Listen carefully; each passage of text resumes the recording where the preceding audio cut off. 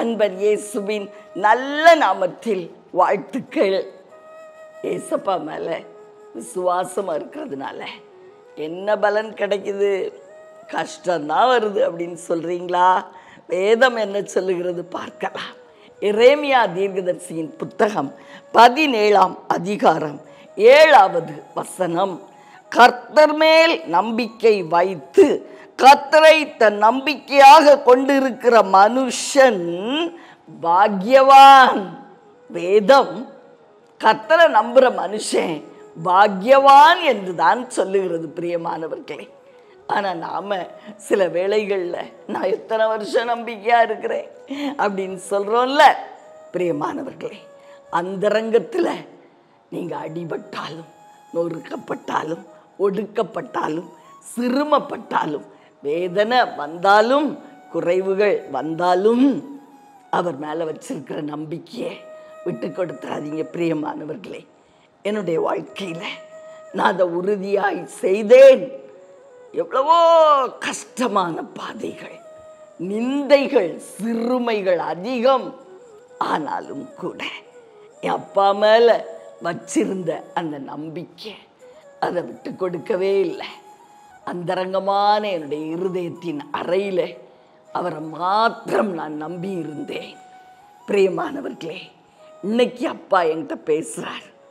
மகளே, நீ உனக்கு கொஞ்சம் பலன் இருந்தும் என் நாமத்தை மறுதலியாமல் என் வசனத்தை கை கொண்டபடியால் திறந்த வாசலை நான் உனக்கு முன்பதாக வைத்திருக்கிறேன், அதை ஒருவனும் பூட்ட மாட்டான். பிரியமானவர்களே, வேளை வரும் பொழுது, கர்த்தருடைய வேளை வரும் பொழுது அவர் நமக்கு முன்பதாக திறந்த வாசலை வைப்பார். இன்னும் அநேக ஒவ்வொருவருக்கும் ஒவ்வொரு ஆசீர்வாதங்கள், நீங்க வேண்டுகிற அந்த ஆசீர்வாதங்களை அருள் செய்வார். அதைத்தான் ஆவியானவர் சொல்கிறார். கர்த்தரை தன் நம்பிக்கையாக கொண்டிருக்கிற மனுஷன் அவன் பாக்கியவான். அவன் பாக்கியவான் தான். காலம்தான் அதை வெளிப்படுத்தும். கர்த்தருடைய வேளை அதை வெளிப்படுத்தும். பிரியமானவர்களே, இன்னைக்கு எது மேல நம்பிக்கை வச்சிருக்கீங்க? உங்க குடும்பத்தின் மேலையா பிரியமானவர்களே? அல்லது யாரோ ஒரு விஐபி உதவிக்கு வர்றாங்களா அவங்க மேலையா? அல்லது ஏதோ ஒரு சூழ்நிலையின் மேலையா? தயவு செய்து உங்களுடைய கண்களை கர்த்தர் பட்சமாய் திருப்புங்கள். அவர் மேல் நீங்க வைக்கிற நம்பிக்கையில் அசையாம உறுதியா நில்லுங்க.